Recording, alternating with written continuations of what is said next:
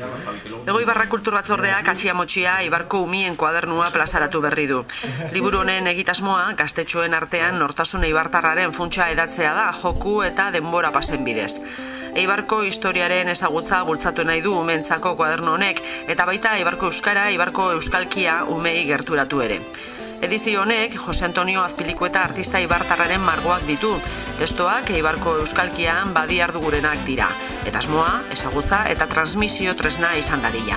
Komiki formarekin eta atalka banatuta, kuadernoan hiriaren sorrera, Eibarko emakumeak, artistak, herriko mapa, San Blasaren errezeta, edota Eibarren egin diren tresnak agertzen dira besteak beste.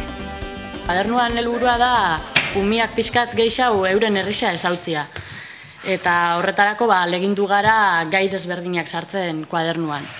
Hori, gaixari dagokizionez, gai desberdinak lantzen dira kuadernuan, alde batetik historizia, eta hor ikusten da adibidez, astelena frontoia eraikitzeko dao, edo historizia da, Eibarko historizia, Eibarko pertsonaiak sartzen dira.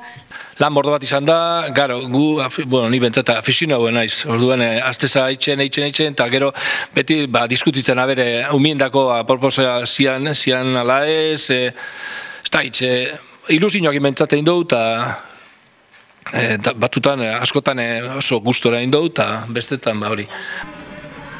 Potxin eta Patxin paiasoek aurkeztu zuten Atxia-Motxia Eibarko umien kuadernoa Koliseo Antzokian eskainitako ikuskizunarekin.